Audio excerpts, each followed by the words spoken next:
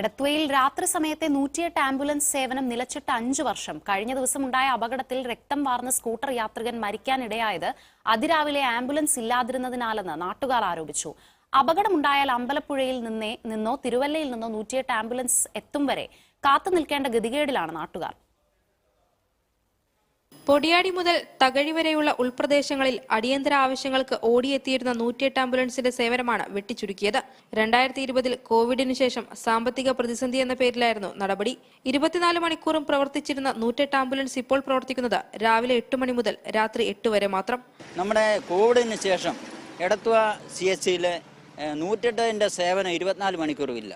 പകൽ സമയങ്ങളിൽ മാത്രമേ ഉള്ളൂ. അവർ 8:30 കഴിഞ്ഞതിന് ശേഷം മാത്രമേ വന്ന് സേവനം ലഭ്യമാകൂ. അപ്പം എടത്വയിൽ അടിയന്തരമായി നമുക്കറിയാം, അമ്പലപ്പുഴ തിരുവല്ല സംസ്ഥാന പാതയിൽ തിരുവല്ല കഴിഞ്ഞാൽ പിന്നെ അമ്പലപ്പുഴയേ ഉള്ളൂ.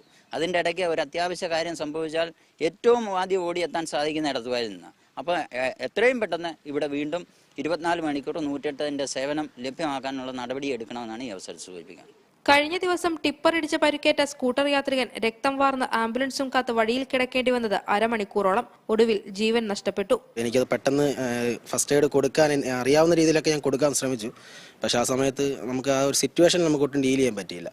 പിന്നെ വാഹനങ്ങൾ 1-2 ഓട്ടോയും കാര്യങ്ങളും കടന്നു പോയാൽ ആരും നിർത്താൻ തയ്യാറായില്ല. കുറച്ച് നമ്മുടെ അറിയാവുന്ന കുറേ ചേട്ടന്മാരുണ്ട്, അവരോട് സംസാരിച്ചു. അവർ പെട്ടെന്ന് തന്നെ ആംബുലൻസ് വിളിച്ചു.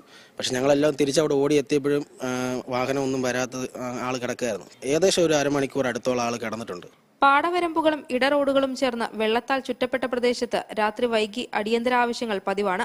ആ സമയം ഉയർന്ന നിരക്ക് നൽകി സ്വകാര്യ ആംബുലൻസ് സർവീസുകളെ ആശ്രയിക്കുകയാണ് നാട്ടുകാർ. 108 ആംബുലൻസിന്റെ സേവനം 24 മണിക്കൂറാക്കി പുനഃക്രമീകരിക്കണമെന്നാണ് നാട്ടുകാരുടെ ആവശ്യം. മനോരമ ന്യൂസ്, തിരുവല്ല.